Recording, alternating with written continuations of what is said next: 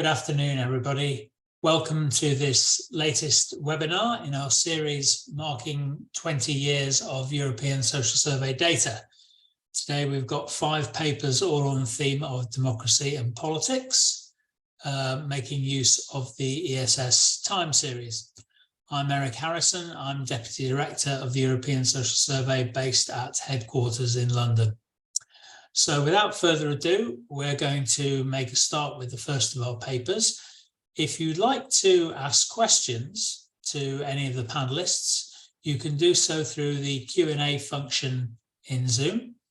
We're going to take the papers in sequence, and unless there are any very urgent points of factual clarification, we're going to hold questions over to a joint Q&A session at the end of the event. So, our first paper is from Harley Roe from Florida State University. And Harley, you now have the floor.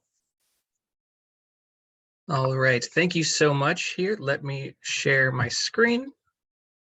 All right. Well, good morning, everybody. I say good morning because it is 8 a.m. here in Florida. Like Eric said, my name is Harley Roe, and I'm a PhD candidate at Florida State University. And I'm presenting part of an ongoing project making use of ESS data titled The Satisfaction of Government and the Cost of Governing for Far-Right Parties. I start with a simple research question. How do far-right voters feel about their government when their party serves in the executive? And how do these feelings compare with those of other voters with different ideological leanings? So we know that the far-right rarely achieves executive power. However, this is happening more and more frequently lately, but it hasn't happened only 17 or 18 times since the year 2000. But most recently, we've seen, Giorgia Meloni from the Brothers of Italy party achieve executive status, being a highly salient case example here.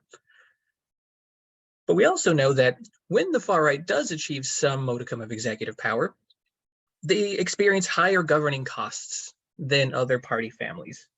And these governing costs are a level of voter attrition that political parties experience while they serve in the executive. Now, all political parties experience these governing costs. We sometimes call this the law of shrinking support. Essentially, political parties are exchanging votes in order to govern. And a suspected reason for this is that incumbent parties are held to different standards of performance than their challengers.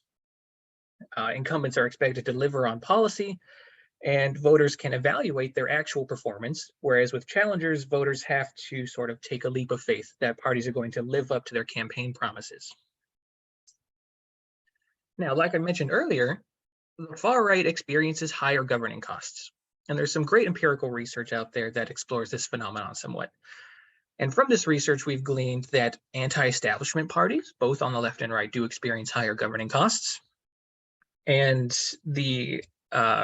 when far-right parties serve in office, when they're unable to deliver on core policy issues, issues related to welfare, issues related to immigration, they suffer more voter attrition than other parties that are also not living up to campaign promises. And sometimes these costs for far-right parties can be as high as 16% of the vote share. And when your party only expects 10, 20, 30% of the vote, this can move your party back to opposition status. So the theoretical reasons for why we might expect far-right parties to experience these higher governing costs can best be lumped into 2 categories here: underperformance and selling out. Simply put, far-right voters might punish more harshly for underperformance, or the actual act of executive participation itself might be viewed as a sort of selling out, as the anti-establishment joining the establishment. So these theories predict that upon observing underperformance or selling out, voters experience a reduction in satisfaction with their government. And it's this reduction in satisfaction that leads to voter attrition. It's this assumption right here should give us reason to pause, because empirically, we also know that voters typically become more satisfied with their party and more satisfied with government performance while their preferred party is serving in office. Are the assumptions correct? Taking these assumptions at face value, we can set up a few testable hypotheses. The first of which is that far-right voters might simply have lower average levels of government satisfaction than supporters of other parties. Or the act of coalition membership or executive participation itself is going to reduce far-right voters' satisfaction with government. Or there might also be a temporal aspect to this, whereas compared with other incumbent party supporters, the far right might become less satisfied with government the longer their party serves in the executive. And simply put, the longer tenures give parties more opportunities to disappoint their voters, right?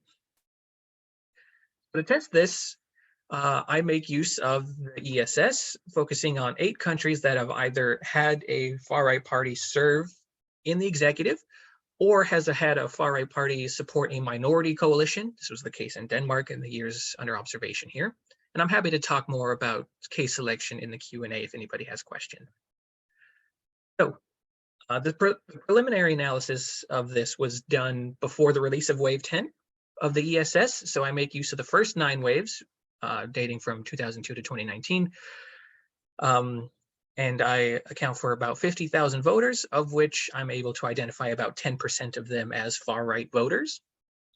And election data and executive participation data is coming from the ParlGov database. And the main dependent variable here is the question from the European Social Survey that asks, now thinking about the country that you live in's government, how satisfied are you with the way it's doing its job? And this ranges from 0, least satisfied, to 10, being most satisfied. Apologies if you can hear my cat meowing in the background. I also include a series of explanatory variables here, the most important of which is a binary coalition status or executive participation variable that equals 1 if a respondent's preferred party is currently participating in the executive at the time of the survey, and 0 otherwise. But I also include a categorical party family variable ranging from the far left to the far right. You can think of liberal and conservative as sort of center left and center right parties. And this other party family includes agrarian, special issue parties that are more difficult to sort of lump into an ideological family. And then I also include a months since last election variable. And this variable measures the temporal distance between the administration of the survey and the most recent election. This ranges from 0 to 60 months.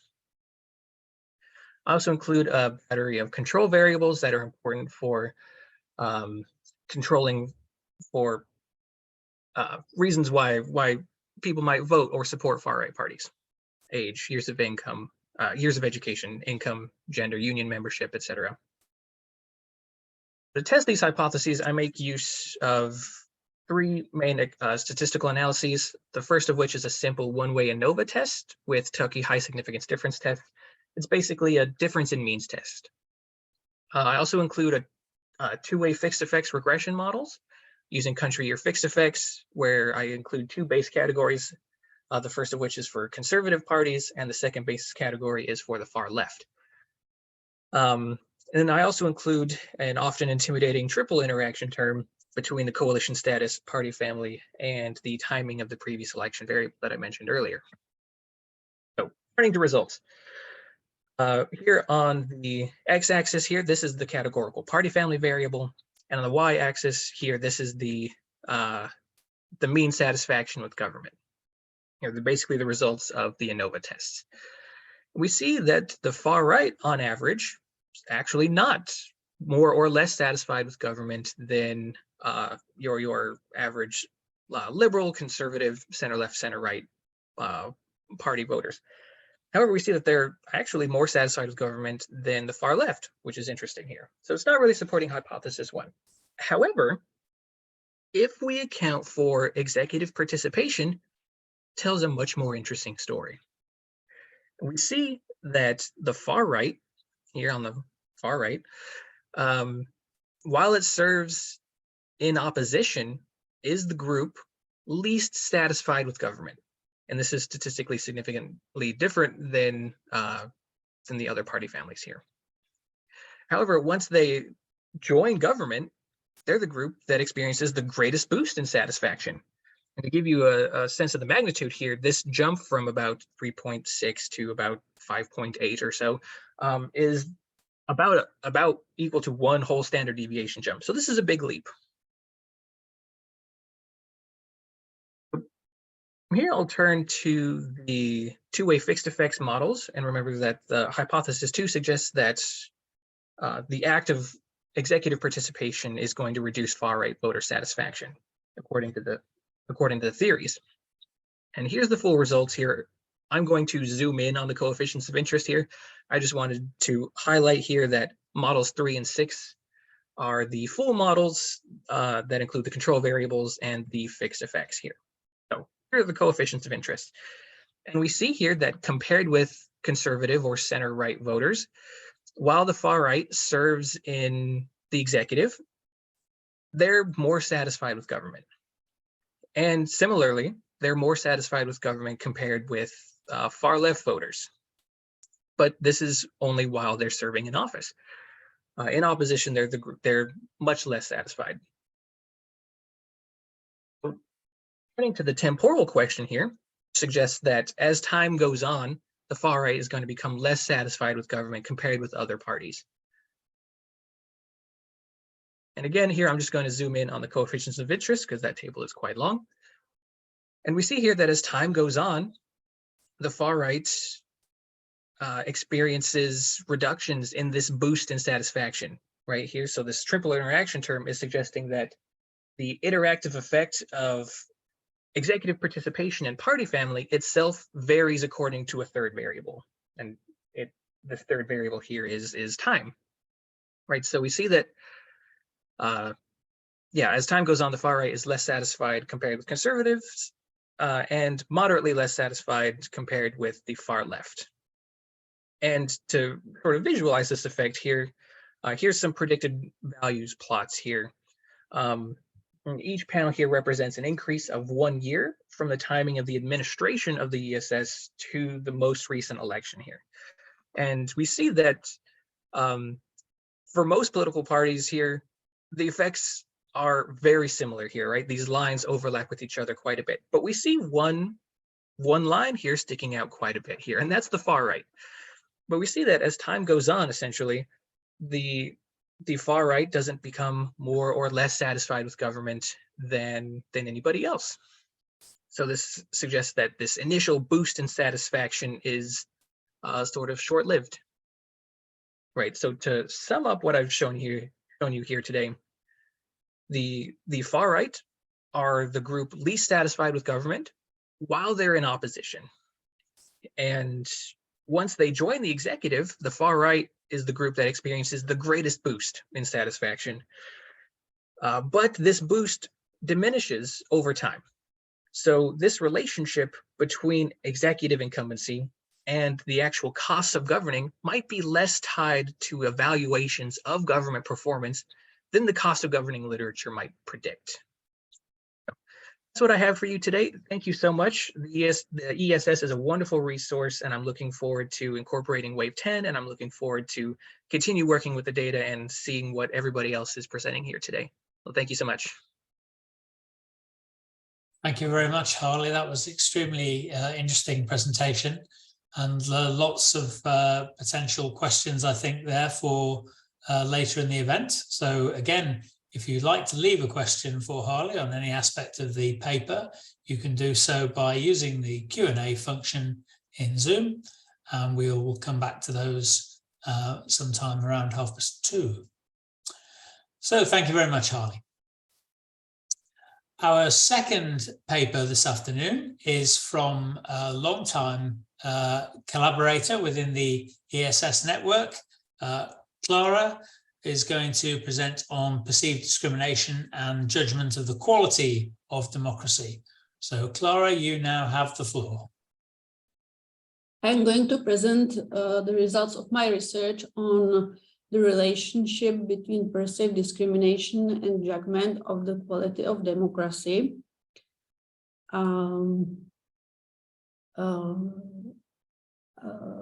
My research stems from the Fukuyama's book Identity, Fukuyama says that major threats to contemporary democracies are problems arising from deep social divisions based on color, race, ethnicity, religion, native language, age, gender, sexuality, disability, and other grounds. Those characteristics are personal traits which are inherited and are ascriptive. This first group of traits are, let's say, ethno-cultural traits, and the second group are physical and other traits. Fukuyama says that democracies have not solved the problem of isothemia, the need to be respected on an equal basis with other people. In contemporary democracies, people do not only have a sense that they are formally equal, they also strive for respect, not only concerning their income, but also for respect related to their social status. Other authors say that the struggle for recognition calls into question the way democracy works today.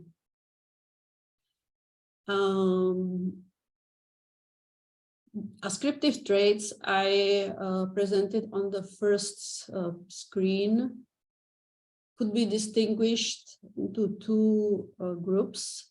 There are grounds of real discrimination, and European states combat against discrimination. It is Council of Europe, which adopted the European Convention on Human Rights, prohibiting discrimination on any ground such as sex, race, color, language, religion, political or other opinion, national or social origin, association with a national minority, property, birth, and other status. And it is also European Union, which adopted the EU Charter of Fundamental Rights. And all European states and also all member states of the European Union adopt these conventions, and they harmonize their national legal systems with these conventions. These ascriptive traits also create a new identity groups in modern liberal democracies.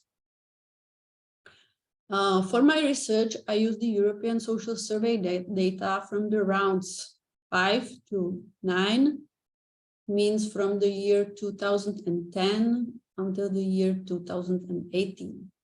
I use the pool data because minority groups are underrepresented in single round, and pool data enable to make bigger groups, which are generally very minor and underrepresented in single rounds and each cross-sectional survey.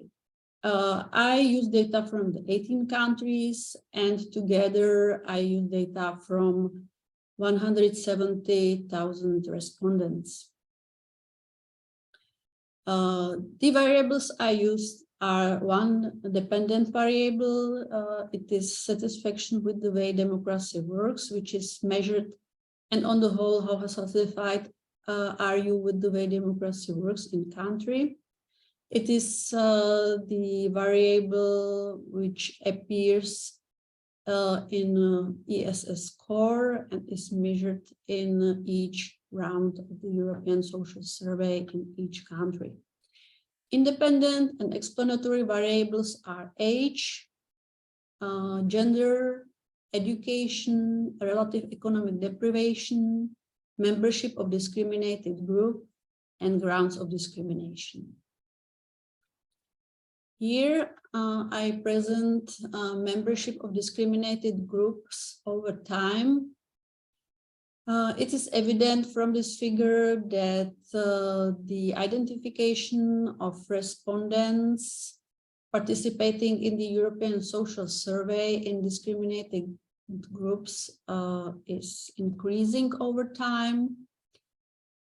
Here is the column of members of discriminated groups who feel discrimination on one ground.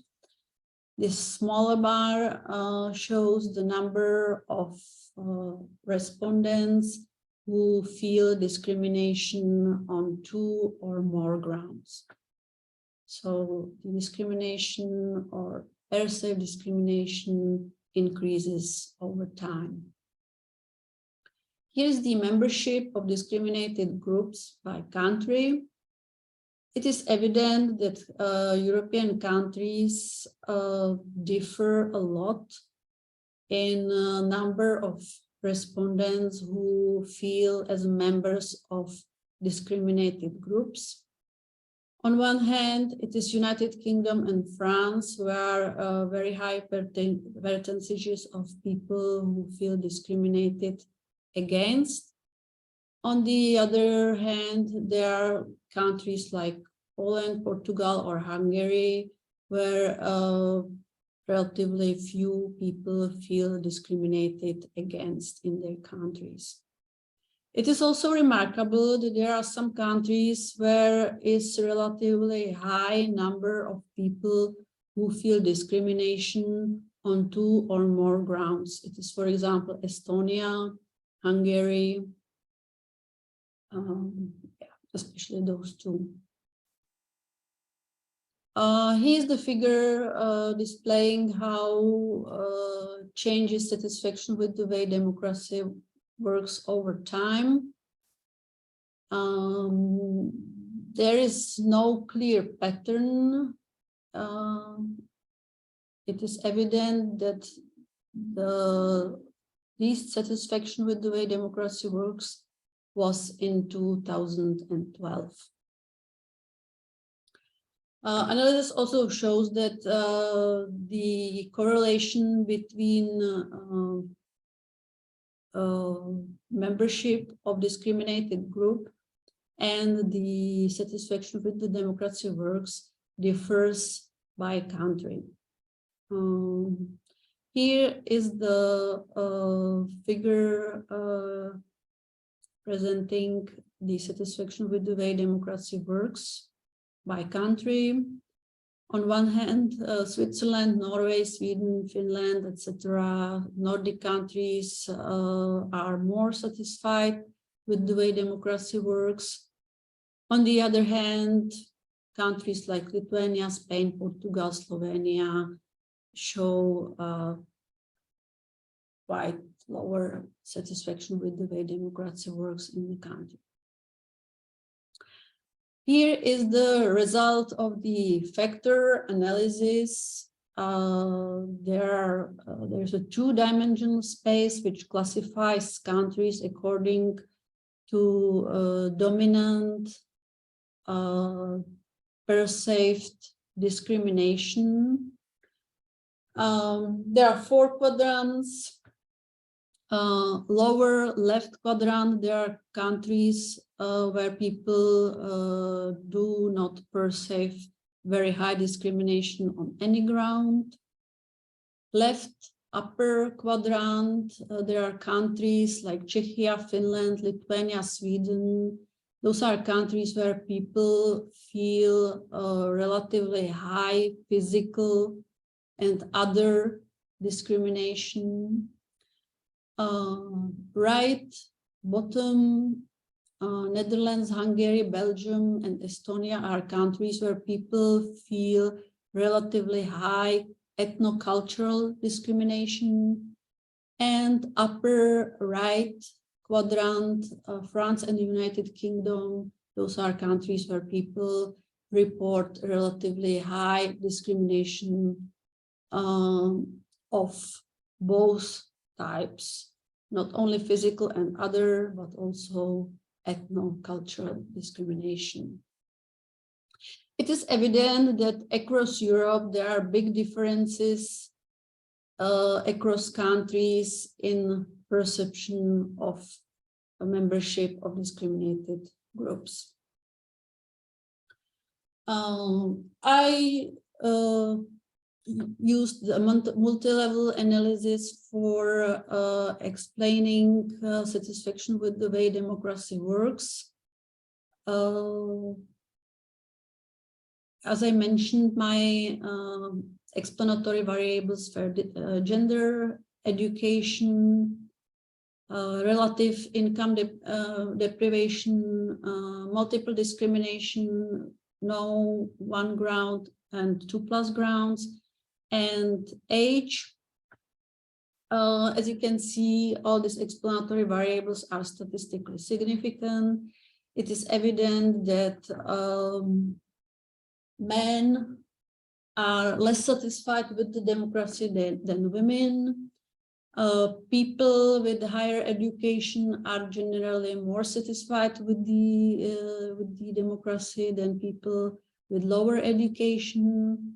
People who perceive relative income deprivation are also less satisfied with the democracy, and people who identify as the members of one or two or more discriminated groups are less satisfied with the democracy than those who are not identified with any group discriminated against in their society. Estimates of covariance parameters confirm that there are differences not only between countries, but also between ESS rounds concerning satisfaction with the democracy. Here is the figure showing predicted values of satisfaction with the democracy, or how the democracy works in the countries. This line on the top of the figure shows how looks the satisfaction with the way democracy works among people who do not feel any discrimination. Red line shows satisfaction with the way democracy works among people who report discrimination on one ground, and the blue line shows the satisfaction with the way democracy works among people who feel discrimination on 2+ grounds. We can see that there are huge differences between those who are members of non-discriminated majority and those who feel members of a discriminated group. And there's also different pattern for those who feel discrimination on 2 and 2+ grounds.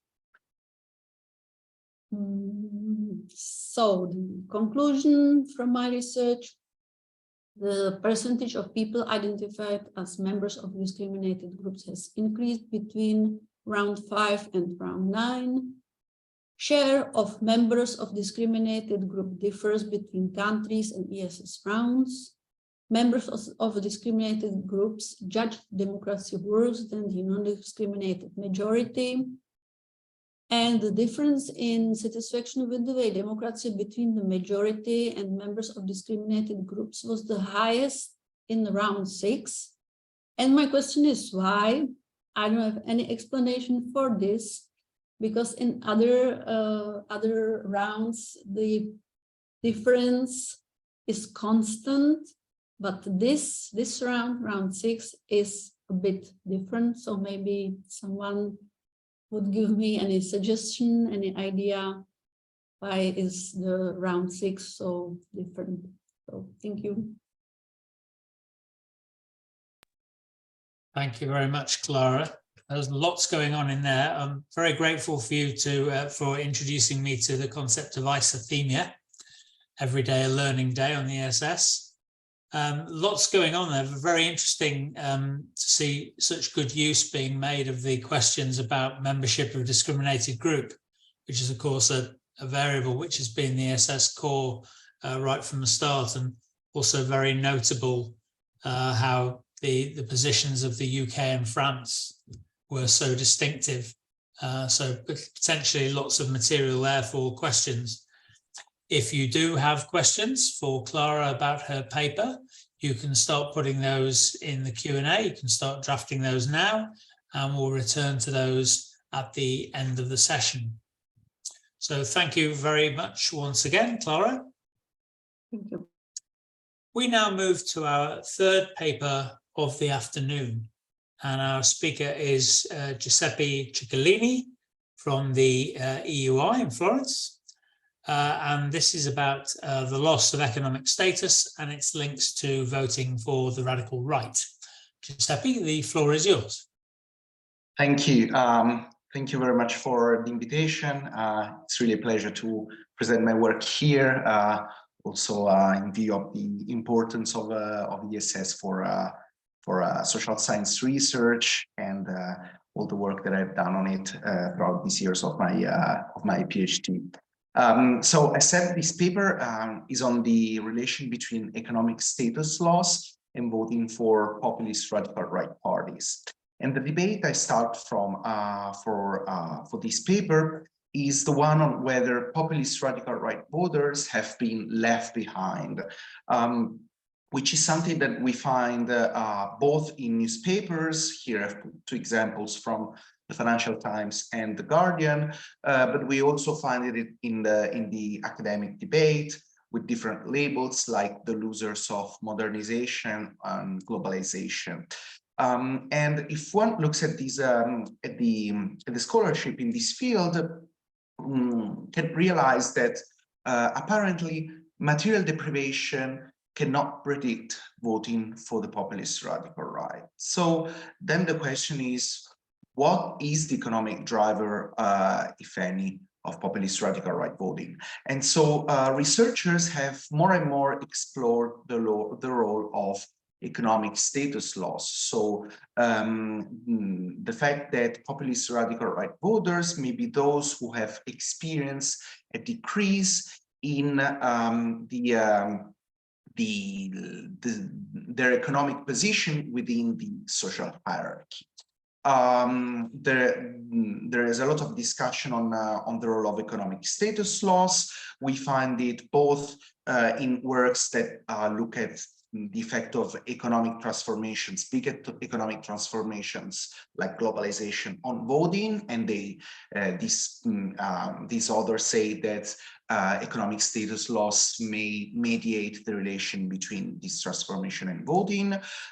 We also have research on subjective perceptions, saying that probably economic status loss depresses someone's perceived status, and these affect voting behavior. The problem is that we have a lot of works reporting, using data on subjective perceptions, but really little work on objective indicators. So objective data on people's economic status loss. So what I do in this paper is having this question, answering this question of whether populist radical right voters are those who experience a loss, an objective loss in economic status. So the contribution of this paper relies in the fact of measuring economic status and doing so objectively, and on the other hand, measuring its impact on voting choice. I cannot spend too much time on the definition of economic status. Let me just say that it is different. Economic status is different from economic resources because it entails a relative reading of economic resources, so that my gains in status coincides with your loss in status. So it's basically a zero-sum game that is particularly beneficial for parties. And the importance of economic status has already been acknowledged in the economic literature under different labels, like, for example, the one of relative income. And I claim that economic status is particularly relevant at the group level, and I do so based on some classics in the sociological literature, like Bourdieu and Lipset, but also based on more recent work that explores the widening gaps in income between occupational social classes. Then the question, of course, is how to measure economic status and economic status loss. The way I do that in this paper is by adopting a positional measure of income, which I call positional income. So the starting point are income levels for each occupational social class in each European country at different time points.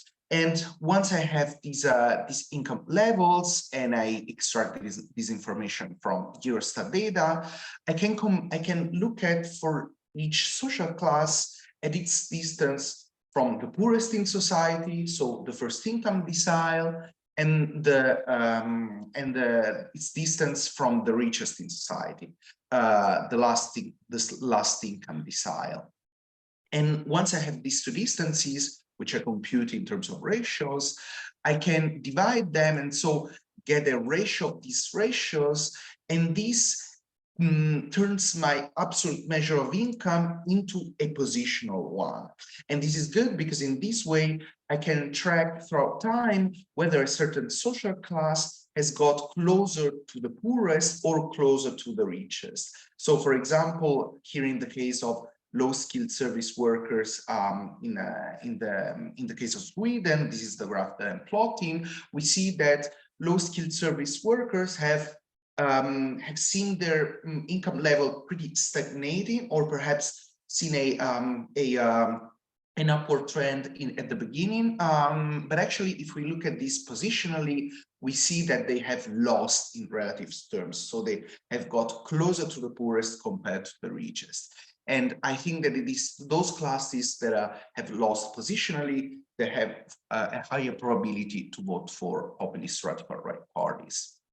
So as I said, I start from Eurostat data on income, more precisely the EU Silk survey, and then I turn to the European Social Survey for my main analysis. And I can do so because I combine both data sets based on the common variable, which is occupational social class. And I measure occupational social class based on detailed information, occupational information, and by using the occupational class scheme provided by Daniel Oesch, which is the one that you see here in the slide.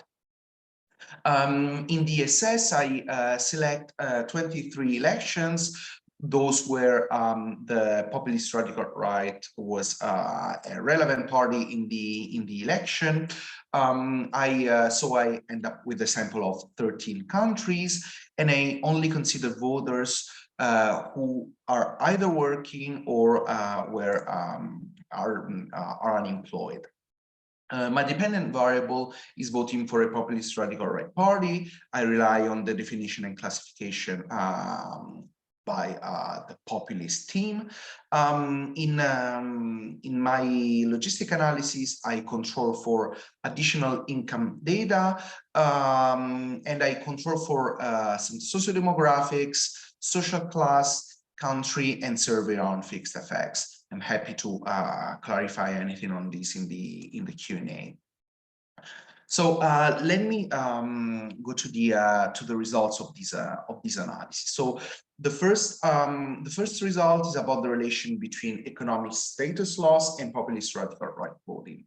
So we see that positional income change and populist radical right voting have a negative relation. So those who have experience, those are here on the left, those who have experienced a loss in economic status feature a higher probability of populist radical right voting compared to those on the right who have experienced a gain in economic status or in positional income.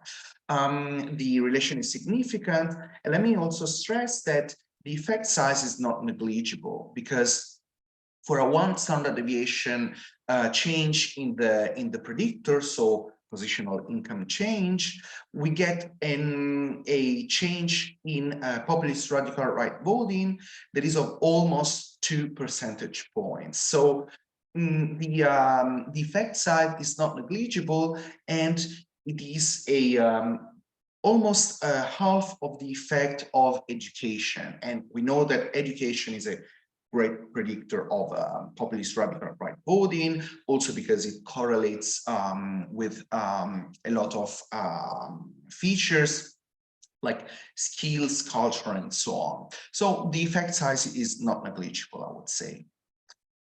Then as a second step, I want to know where these voters come from and who loses from this game, whether it is more the left-wing parties or center-right parties. And as you can see in this other slide, actually both the left and the center-right lose to the populist radical right, among voters who experience economic status loss.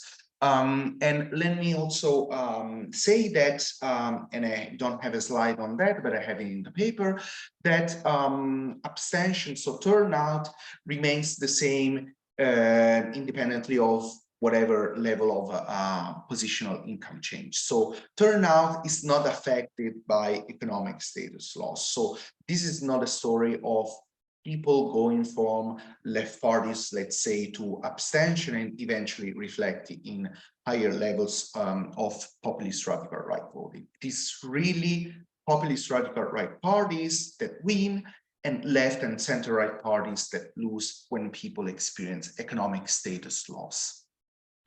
I then explore some heterogeneity in the effects of the main analysis, the first result that I just showed. I look at heterogeneity based on gender, education, and native or migration background. I only find heterogeneity based on education level. So those with lower levels of education feature a stronger effect of economic status loss on populist radical right voting, while the effect for people with a tertiary education is not significant. And this is an interesting finding because kind of gives us, kind of suggests that people provide or suggests that there is that economic and cultural explanations are complementary, so that people experience economic phenomena, but then they give a cultural interpretation of them. And this cultural interpretation depends, of course, on some individual level characteristics, like, for example, education. I return to that at the end of my presentation. I also look at heterogeneity based on space and time, and I don't find anything significant on that, actually. Then I conduct a series of robustness checks. I can explain this more in depth in the Q&A if you want. Then I run a series of additional analyses on other outcomes, like political attitudes, ideology, preferences, and so on. As expected, people who experience economic status loss become more culturally right-leaning, so culturally conservative. They are more anti-immigration and Eurosceptic. I don't find any effect on the position on the economic left-right axis. I don't find any effect on left-right self-placement. But interestingly, I do find an effect on anti-redistribution preferences. So I find that people who experience economic status loss get more anti-redistribution. And this is something that I hadn't expected at the beginning. This is something kind of surprising. But I would say that it also makes sense because we should think that people who experience economic status loss would not straightforwardly benefit from redistribution, because redistribution would bring relief to the poor, and so it would decrease the distance between these people and the poor, and so these voters would would decrease even more their would see even a harder decrease in their economic status. So they do not demand more redistribution, even the contrary, they demand less redistribution. Then it has instead of changes in positional income, I test the effect of changes in absolute income. So whether one gets poorer or richer, whether this affects voting for populist radical right parties, and there I found nothing. So as you can see, the curve is really flat. Whether your classes loses or gains in absolute terms doesn't affect your probability of voting for populist radical right parties. To sum up the findings, we observed that populist radical right parties succeed among those classes who face economic status loss. This is not a matter of worsening material conditions, as you've seen from the last slide. We observed no change in turnout, so both the left and the center right are equally harmed in this scenario, and we also see that, as one could expect, people get more culturally conservative when they face economic status loss, but they also get more anti-redistribution, and this may help us explain why more inequality does not necessarily benefit left parties, but it actually benefits populist radical right parties, as we already know from the literature.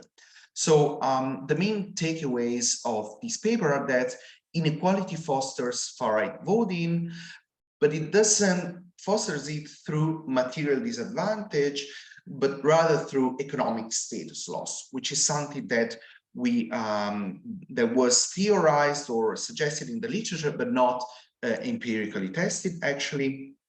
And I could achieve this result by using a novel, objective, class-level measure of economic status loss that I apply to Eurostat data and that I combine with micro-level data from the European Social Survey. So I present a twofold contribution here on the demand-side explanations of far-right voting and on the debate on inequality and voting. So firstly, on the demand side of voting for populist radical right parties, there is this debate on whether far-right voting is motivated more by economic or cultural reasons, and I would say that probably this is a flawed question, and we have reasons to think that voters give a cultural reading to the economic phenomena that they experience, and they read these phenomena through the lenses of status, of social and economic status, and because they give this cultural reading, they vote for parties that stress cultural issues and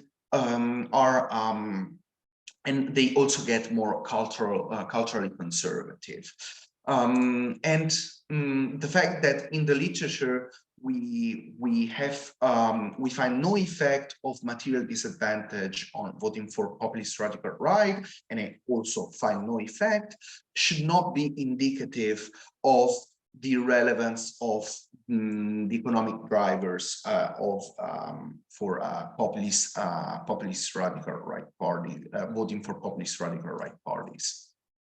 And on the other hand, about the debate on the political consequences of economic inequalities, and here I'm referring to the debate by Piketty and other colleagues, my paper confirms that inequality matters for politics, and it had established a link between aggregate level phenomena and individual level experiences by combining these data from Eurostat and from the EU-SILC, and it has shown that between class inequality fuels far-right voting, and this may explain why the left doesn't necessarily benefit from more inequality. So the competition for economic resources is not over. It fuels the cultural dimension of politics, and this creates a conundrum for left parties, because inequality harms them, but more redistribution would not help them. So in the paper, I discuss some possible solutions. I will not explain them here in the presentation.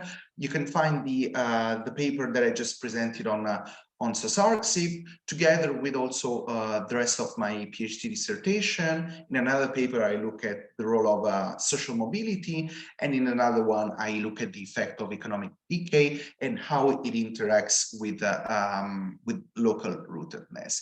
And I thank you for your attention. Thank you very much, Giuseppe. That was an excellent paper. Enormous amount of work in there, and made some very creative use of the EU-SILC data. We're always pleased to see papers that combine the use of ESS data with other cross-national data. So congratulations on that. Thank you. And I'm sure many echoes there of many of the debates in the UK context since 2016. Okay, if you'd like to keep putting your questions into the Q&A function, we will be able to return to those at the end of the event. So I thank Giuseppe for the time being. We now move on to our fourth paper in the sequence, and Marta is from the Polish Academy of Sciences. Her paper is about the relationship between political polarization and citizens' political engagement. So Marta, the floor is yours. Thank you. I will now share my screen, hopefully successfully, and put the presentation on. All right. Perfect. Great, thank you. So good afternoon, everyone. My name is Marta Kołczyńska. I work at the Institute of Political Studies of the Polish Academy of Sciences, and I'll be talking about the effects or lack of effects of political polarization on political participation. This presentation comes from a project that's a collaborative work with Andrzej and Martin, and a collaboration between institutes and universities in Poland, Slovenia, and Austria. And we are just starting this project, so it's really exciting to be able to present our thoughts on this topic and our early results to you. So by now there is a vast literature on political polarization, and it's also pretty complex and hard to navigate because the differences in definitions of polarization and operationalizations of different aspects of polarization. We will be focusing on two types of polarization: ideological polarization and affective polarization. And ideological polarization is about opinions on policy issues and ideological differences in societies, and especially the process of these differences increasing. While affective polarization is about the idea that political differences spill over to other areas of social life, and include in-group preferences and out-group hostility. So it's this emotional aspect of politics. There is some evidence that ideological and affective polarization are positively correlated, which we would generally expect them to be, but they are different things. They are different concepts, and they are measured differently. So they may be empirically correlated, but they're distinct phenomena. So they should be also analyzed as such. There is a huge literature on the primarily negative effects of high polarization. High or increasing polarization is said to hurt social cohesion and reduce social trust. Increasing distances in opinions and ideological positions make it more difficult for groups to communicate and also to find room for political compromise. And high polarization also is found to increase the acceptance for non-democratic practices if when they are used to justify partisan goals. So overall, this research focuses on kind of the dark side of polarization. What we are trying to do is to look at the possibly brighter side of polarization, namely whether polarization has anything to do with participation. I'm saying brighter side, this is assuming that participation is generally a good thing. The links between polarization and participation are generally a relatively underexplored topic.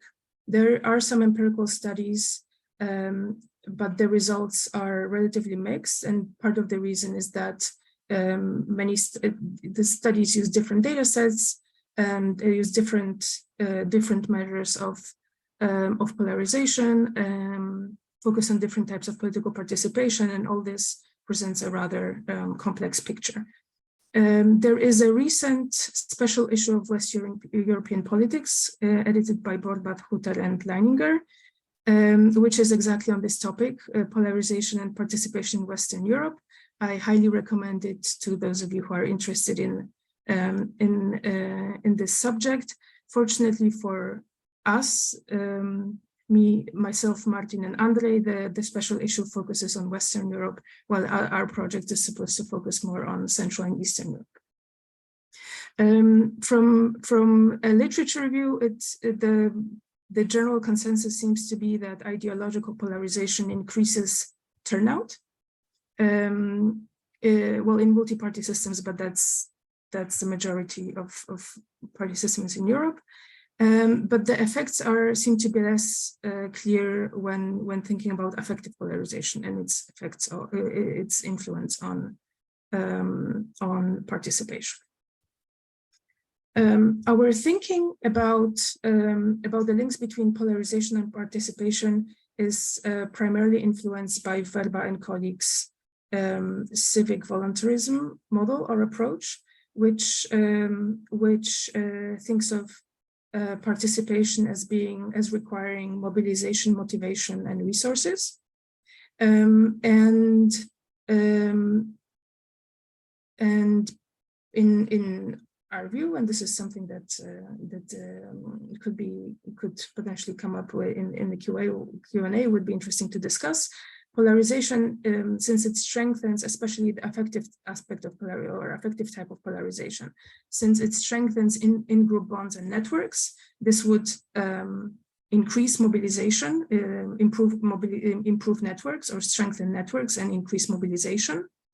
Since polarization, and both affective and ideological polarization, it raises the stakes or the perceived stakes of party competition, because if our party or if my party doesn't win, a very different party, an ideologically distant, for example, party could win. So I have the stakes of party competition for me, or the potential loss if the other party wins, the stakes increase. So this increases motivation. And then polarization also simplifies the view of the political arena in that it clarifies party positions, especially distinction between us and them. And so we think that this reduces the cognitive burden of participation and makes it easier for people to decide who to vote for or what issues to support. But of course, one could look at this from a different point of view, in that polarization may also make the political climate too divisive and confrontational for some people to even even be willing to be involved in politics at all. So we can see that that a counter argument could be that polarization would increase people's disaffection with politics and thus actually would reduce participation. Of course, when we think about participation is not one thing. We have to at least distinguish between electoral participation and institutional participation and non-institutional participation. Electoral participation has been declining in Europe for a long time, and this has been lamented as a generally negative development. Well, this has been paralleled by an increase in non-institutional and protest participation with a increasing diversity of protest repertoires. So whenever we want to analyze participation, we also have to remember that there are different types, and here we also expect that polarization might have a different effect on different forms of participation. Also, different aspects of polarization or different types of polarization may have a different effect on different forms of polarization. And this is what our main research questions are.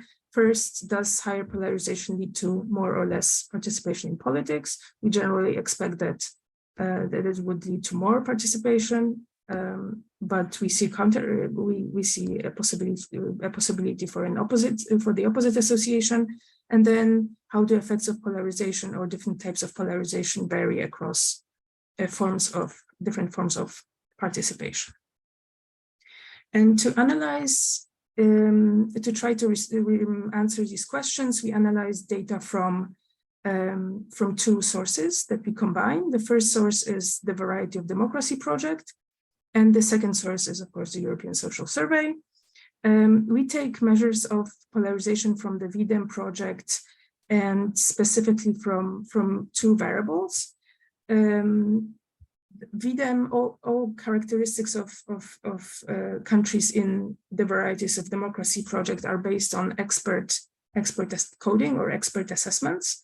So these are not constructed variables from individual level data. They are available at the country year level. The first variable in the VDEM dataset is called political polarization. And it's based on the question, or it's constructed based on the responses to the question whether the given society in the given year is polarized into antagonistic political camps. And the clarification says that it's about political differences affecting social relationships between political discussions. So in our view, this matches best the definition of affective polarization.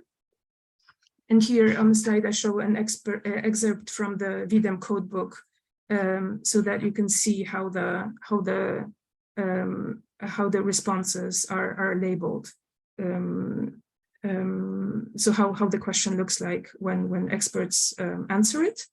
And the responses of experts are ordinal, and then they are converted with item response theory models to an interval scale.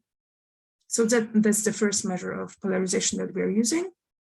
The second one is what we call ideological polarization. VDEM calls it polarization of society. And it's constructed based on responses to the question, how would you characterize the differences of opinions on major political issues in the society? It's the label in the data says it's polarization of society, but we think that it's close to our definition of ideological polarization.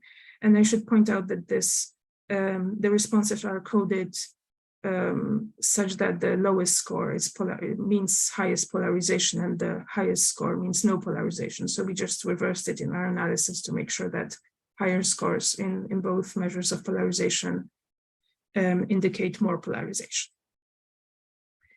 And this is how levels of polarization looked like in Europe in 2022.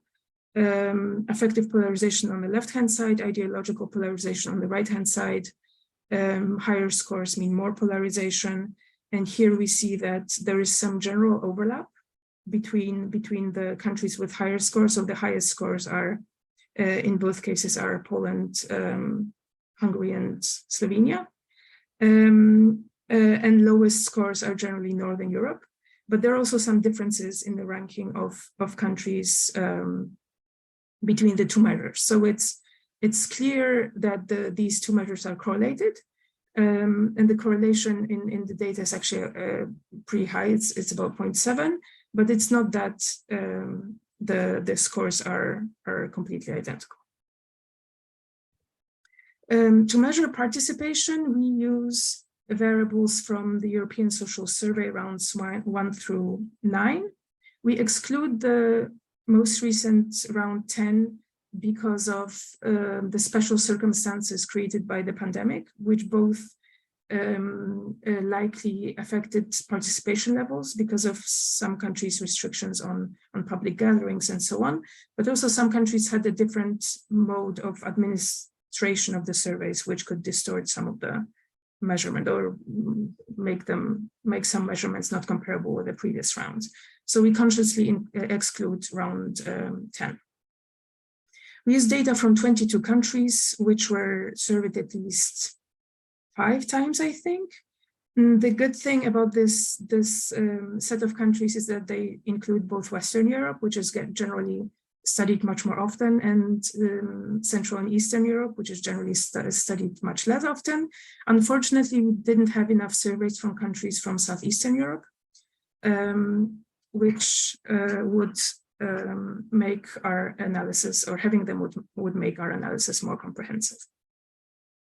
As for participation items, we use voting in the last national election.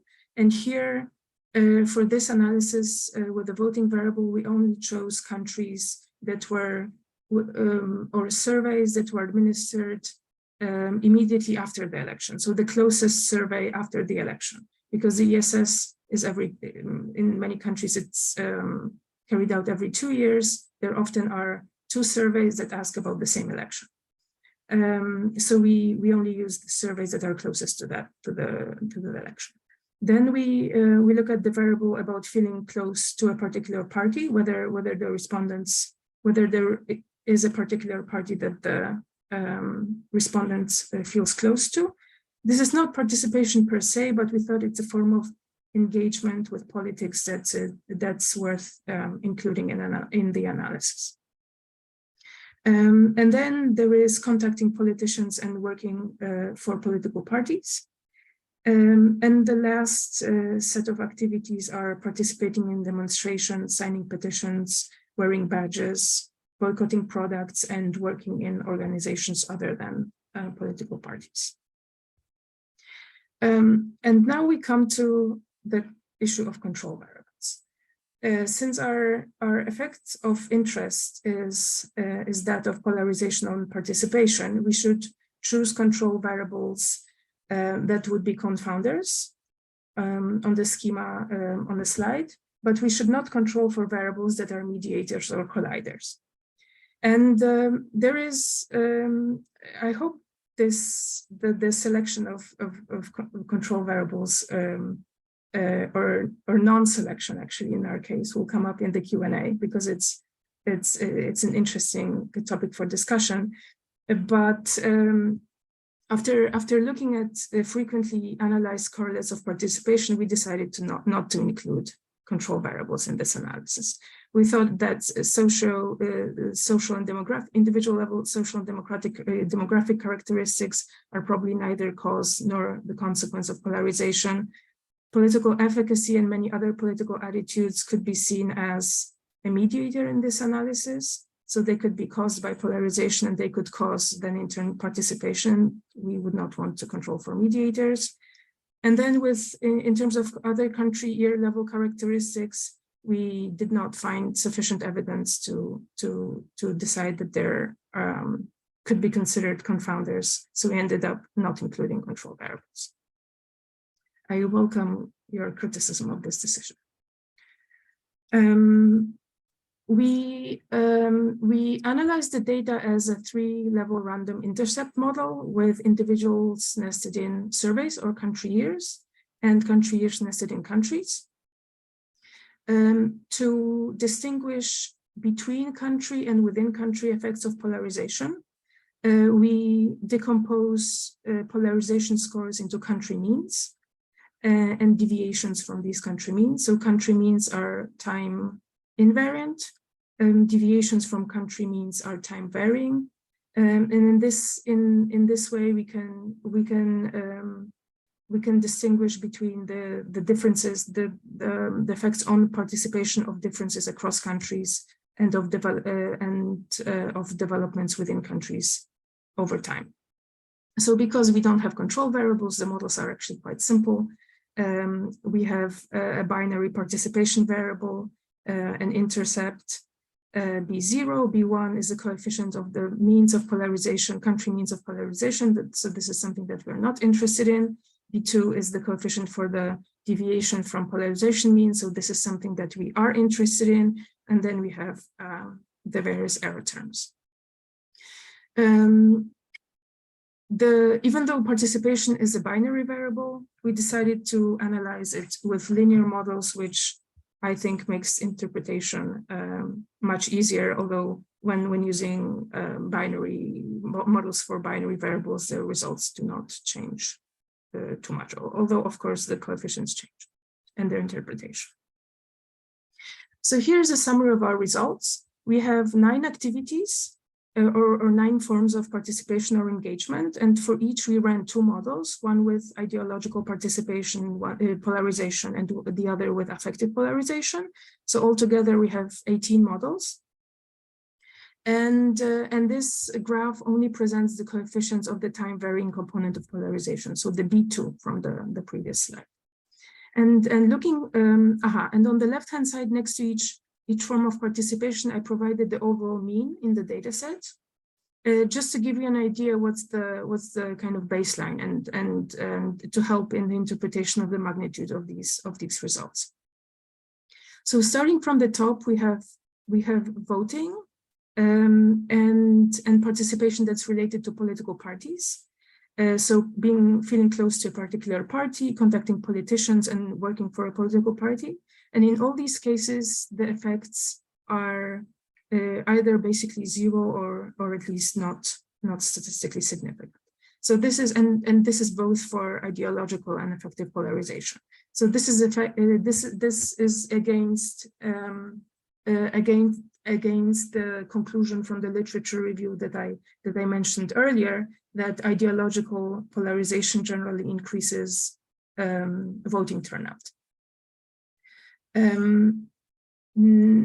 Next, we have working for organizations that are not political parties and some protest activities such as demonstrations, petitions, boycotting, and wearing badges. And in all these cases, maybe with the exception of the effect of ideological polarization of demonstrations, the blue coefficient there is, I think it's not significant, but in all the other cases, the effects are positive. They are statistically significant. The uncertainty is pretty wide. So when we think at the point estimates, we could say that these are maybe not huge, but definitely not negligible. But then when we look at the uncertainty, we see that the effects may actually be much, much smaller. So for example, if we look at the point estimates for demonstrations, a 1 unit change in affective polarization would be associated with a 1 percentage point increase in participation in demonstrations. So given the overall level of participation in demonstrations, a 1 percentage point change is not small. And if we remember the range and the coding of the polarization variables, they ranged, I think, from around -3 to +2. And there are some countries that in which polarization changed by, for example, 2 units. So that would already be a substantial change in participation. But the general takeaway is that we do not find evidence for an effect of polarization of any type on institutional participation, And we do find some effects, even if the estimates or the effects are modest on non-institutional participation. So that's the summary, the quick summary of the results. In terms of next steps, we want to take a closer look about the variation of these effects across countries. We tried random slopes for the change in polarization effect, and the variation of that slope was really small. So in the end, we decided to drop it, but we will look at whether there are maybe some clusters of countries that have similar tendencies. Second, we want to look at whether these effects vary across different groups, whether by sociodemographics or by ideology or partisan preferences. And then, of course, we want to use other measures of polarization that are not based on expert coding to see how robust these findings are to different measures of polarization. So that's it. Thank you very much, and I'm looking forward to the Q&A. Thank you, Marta. Another very interesting paper, some creative use of contextual data. If you would like to ask a question about Marta's choice of control variables, or indeed a question on any other topic, please put it in the Q&A and we will return to it shortly after our final paper. So thank you once again, Marta. Our final paper of the afternoon is from Mikkel Haderup Larsen from the University of Copenhagen, and this is about the relationship between the political representation of the radical right and welfare solidarity. So you now have the floor. Yes, thank you so much for the invitation. Let me just share my screen here.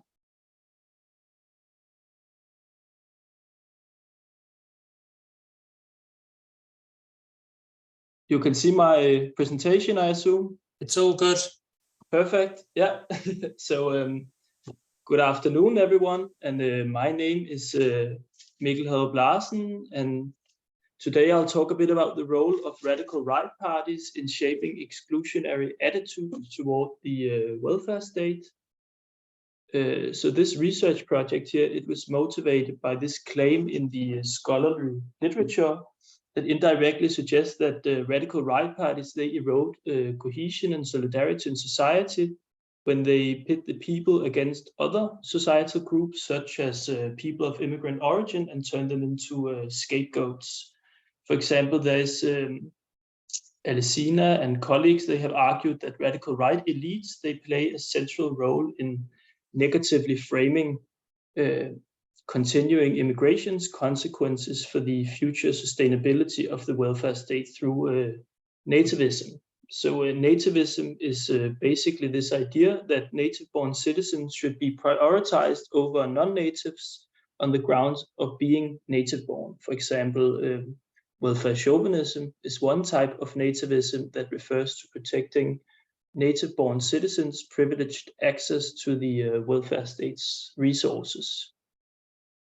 So a theoretical expectation in the literature is that radical right success, measured by parliamentary representation, it improves the conditions for the radical right and their nativist rhetoric, because it provides the party with more resources, attention, and legitimacy. So I investigated this claim that radical right parties, they erode welfare solidarity in modern democracies once they are elected to parliament. So previous research on this topic has primarily been concerned with the impact of radical right success on general immigration attitudes and ideological polarization as well. However, this is the first study to investigate its relationship with attitudes related to the welfare state. So in the paper, I assume that radical right parties' nativist rhetoric is driving any observed change in public welfare attitudes as they pit citizens against immigrants and minorities in relation to welfare state access. For example, by raising the overall salience of the immigration welfare state issue, by persuading people into adopting welfare exclusionist beliefs, or because their presence in parliament, it normalizes and legitimizes certain attitudes that were once considered radical. However, it's up to future research to sort of validate these mechanisms here. So to test this expectation empirically, I combined 9 rounds of European social survey data with election results, that is the vote and the seat share of radical right parties during the election preceding the survey round. And then to estimate the relationship between radical right success and welfare solidarity, I run 2 different models with support for a redistributive welfare state as the outcome variable. So the first model is a 2-way fixed effects regression model on a sample that consists of the 17 countries in the data that didn't have a radical right party in parliament by the start of the data period. So I exclude the always treated here. And that's from the start in 2002. Yeah.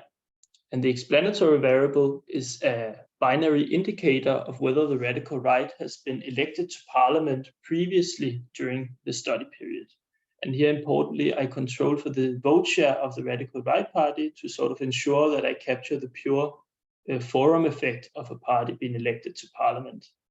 The second model is a regression discontinuity type design on all the countries in the data with an electoral threshold. So in this case here, treatment status is defined as having a radical right party that has passed a voting threshold that's either defined mathematically or by law.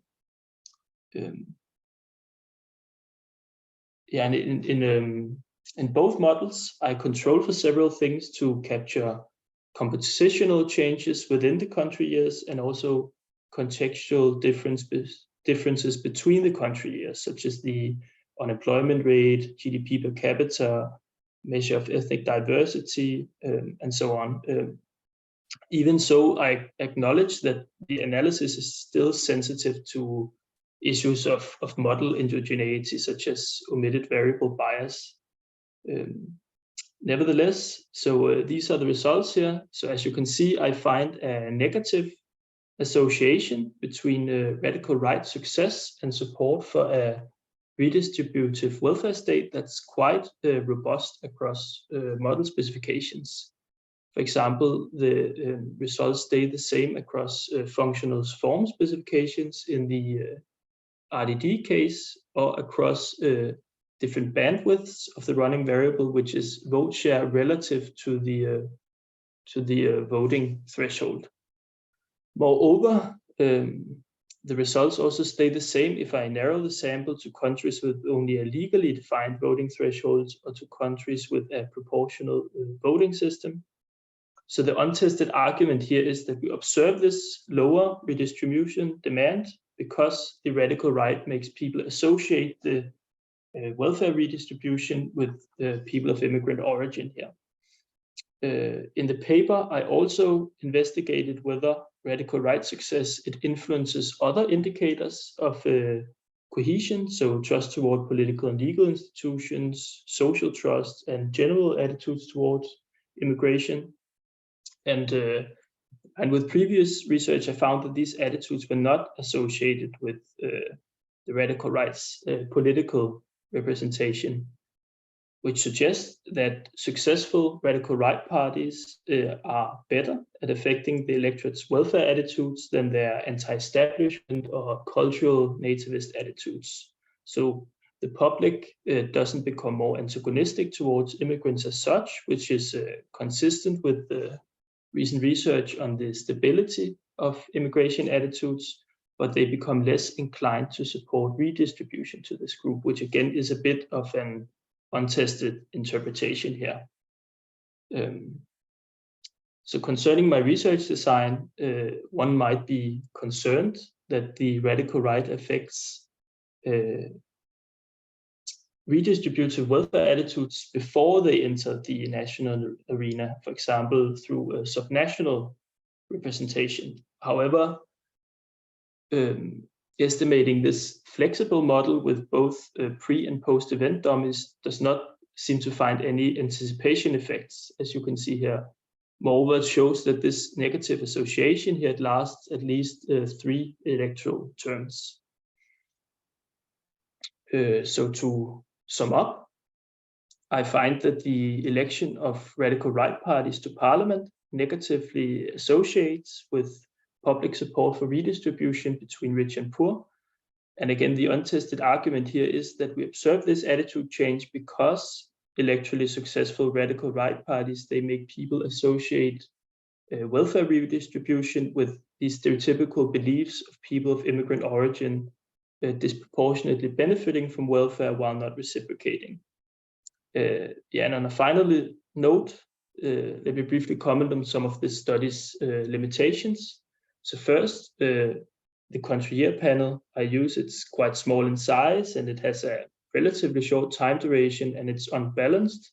So it means that I'm very cautious to definitively conclude the existence of a negative relationship between these two variables.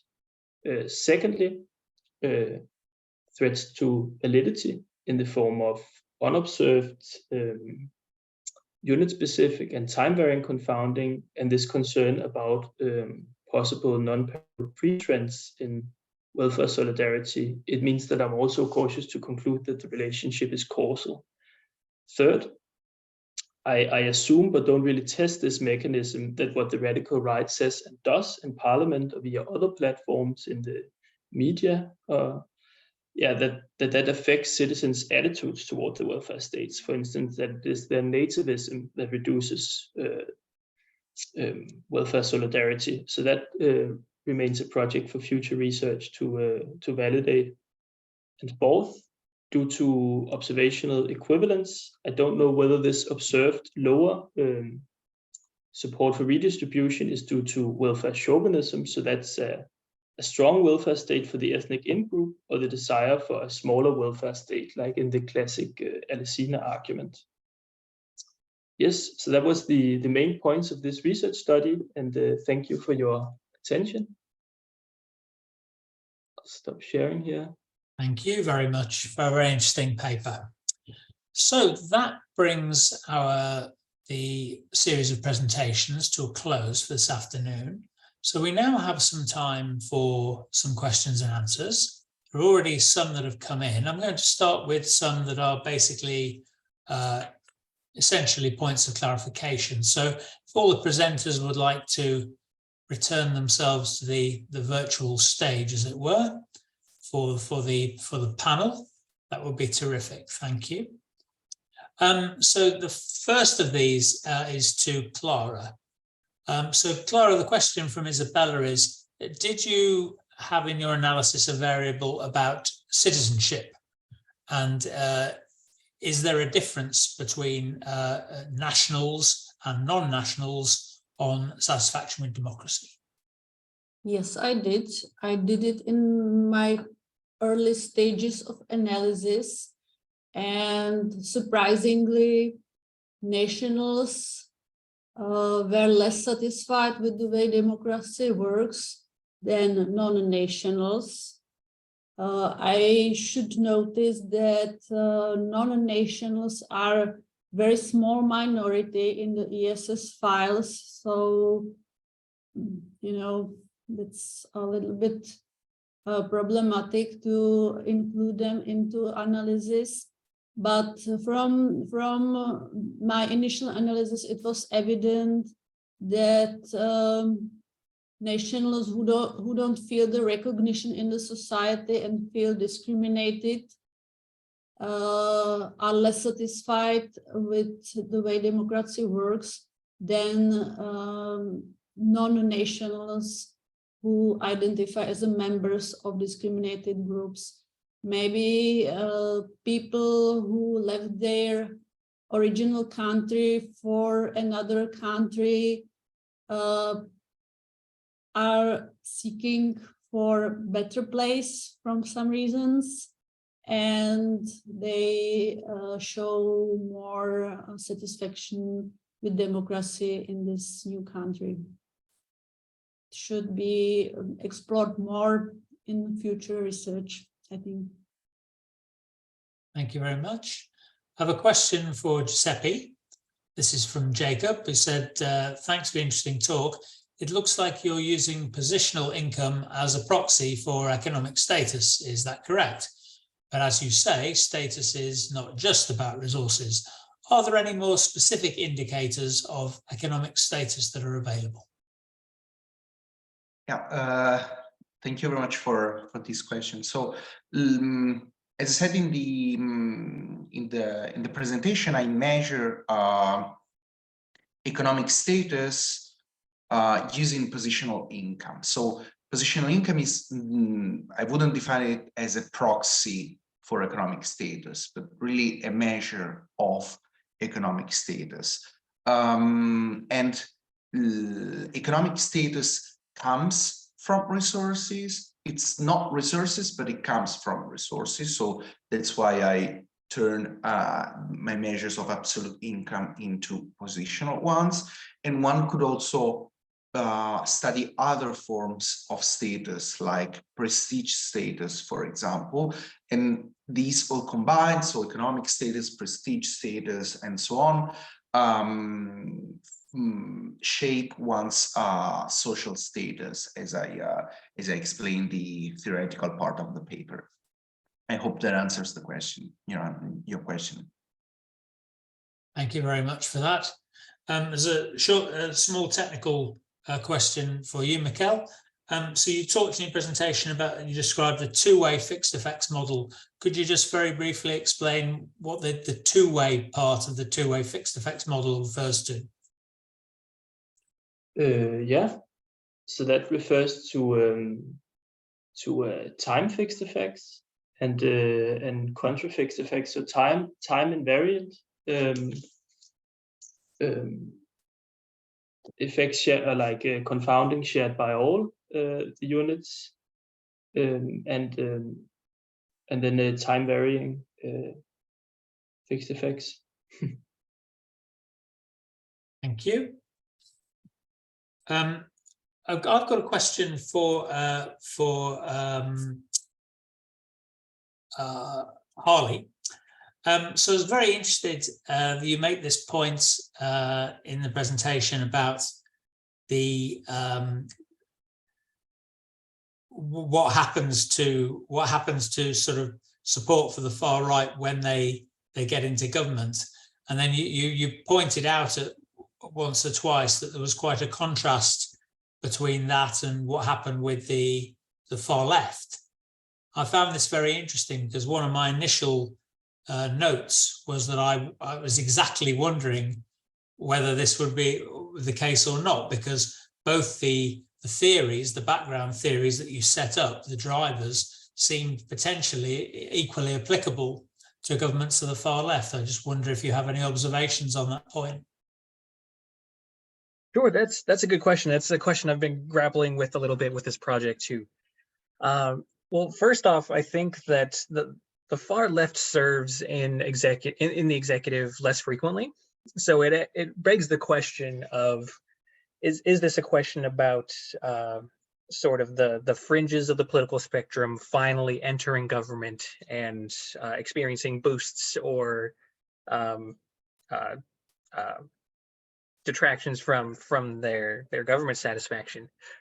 So I think that's part of it, but I don't have a solid grip on a causal mechanism behind why we do see the far left experience a large boost in satisfaction once they enter the government, but it's much less than the far right and just other parties on the right as well. So it appears as though that that difference is smaller as the further you move to the left. So it could have something to do with satisfaction with democracy in general, not just the way government is ran. So that's what I'm thinking about for now, but I still have to do some work on it. Thank you. Very interesting. Marta, I had a follow-up about your map. So you had a lovely map showing mapping effective and ideological polarisation.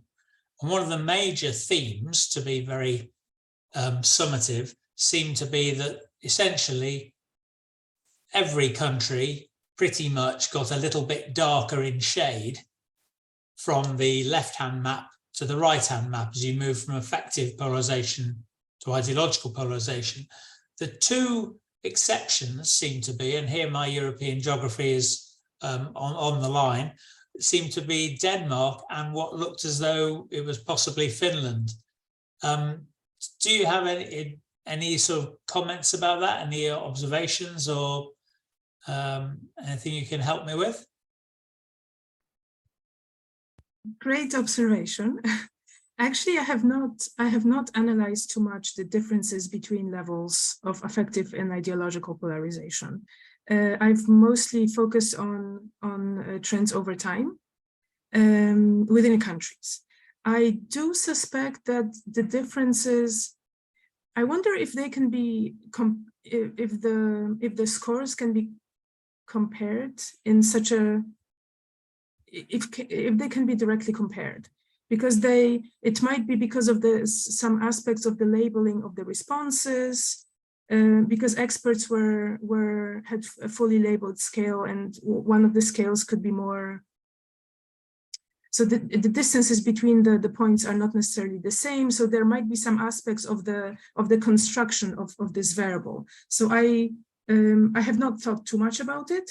I have not analyzed these. I think VDEM makes available responses from individual experts. So one can actually play with how the continuous measurement, the resulting measurement is constructed. I have not done that, but just a quick reaction to your observation. I would be, perhaps one would have to talk actually to the VDEM experts to get a better understanding if these scores can be directly compared.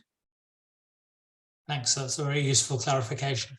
It was a very sort of novel use of the sort of combining the VDEM project with ESS data, and very much enjoyed that aspect of the paper. Thank you. So I'm not seeing any further questions in the side box, so we'll be leaving it there for this afternoon. Can I finish by thanking all our participants, Harley, Klára, Giuseppe, Marta and Mikkel, for some very interesting work I find hugely enjoyable on a personal level, and it's always great to see such creative use being made of ESS data. I thank everybody who's attended the webinar. Eventually this recording will make its way to our YouTube channel, and you'll be able to watch and re-watch these papers to your heart's content. But for now, thank you very much and good afternoon.